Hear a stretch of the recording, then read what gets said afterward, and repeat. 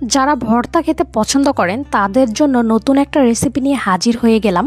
এটা হচ্ছে মাছের ভর্তা, পাঙ্গাস মাছের ভর্তা।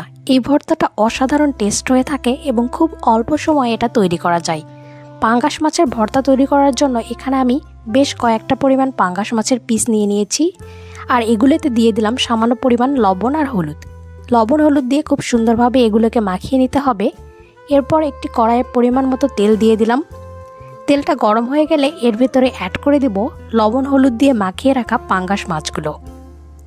এবার খুব সুন্দরভাবে এপিট ওপিট করে পাঙ্গাস মাছগুলোকে ভেজে নিতে হবে। আমি এর আগে পাঙ্গাস মাছের ঝুরি রেসিপি দিয়েছিলাম, এই রেসিপিটা আমি ডেসক্রিপশন বক্সে দিয়ে দিব, আপনারা চাইলে দেখে নিতে পারবেন। খুব সুন্দর করে পাঙ্গাস মাছ ভেজে নিতে হবে। পাঙ্গাস মাছ ভাজার সময় এর গা থেকে অনেকটা তেল বের হয়, এজন্য বেশি পরিমাণ তেল দেওয়ার প্রয়োজন নেই।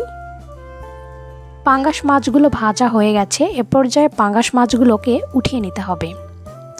আমি ঘরোয়া রেসিপিগুলো অনেক সহজভাবে দিয়ে থাকি, আপনারা অবশ্যই আমার চ্যানেলটি সাবস্ক্রাইব করে ফেলবেন।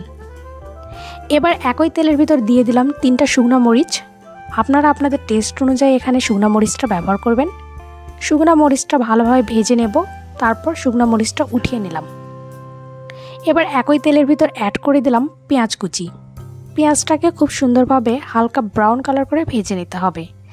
একটা কথা অবশ্যই মনে রাখবেন, পাঙ্গাস মাছ হচ্ছে এমন একটি মাছ যার তেলে তাকেই ভাজা যায়। এবার এখানে দিয়ে দিলাম একটা কাঁচামরিচ কুচি।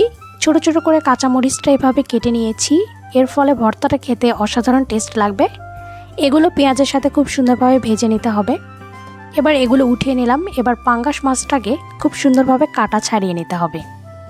পাঙ্গাস মাছে খুব বেশি কাটা থাকে না, শুধু মাঝখানে একটা বড় কাটা থাকে, ওটা ফেলে দিলেই হবে।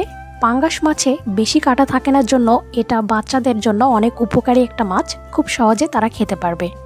এবার সামান্য পরিমাণ লবণ অ্যাড করে দিলাম। এবার লবণের সাথে খুব সুন্দরভাবে মরিচটাকে মাখিয়ে নিতে হবে। মরিচটাকে মাখিয়ে নেওয়ার পর এখানে অ্যাড করে দিলাম পেঁয়াজ আর কাঁচা মরিচের ভাজাটা। এগুলো খুব সুন্দরভাবে কাঁচা মরিচ, পেঁয়াজ আর শুকনো মরিচটা খুব সুন্দরভাবে মাখিয়ে নিতে হবে। এরপর এখানে আমি সামান্য পরিমাণ তেল অ্যাড করে দিলাম, যদিও মাছে অনেক তেল ছিল। এবার এই সবগুলো উপকরণের সাথে মাছটাকে খুব সুন্দরভাবে হাত দিয়ে মাখিয়ে নিতে হবে, তাহলেই রেডি হয়ে যাবে পাঙ্গাস মাছের এই ভর্তা। ভর্তাটি কেমন লাগলো তা অবশ্যই জানাবেন, চ্যানেলটি সাবস্ক্রাইব করবেন।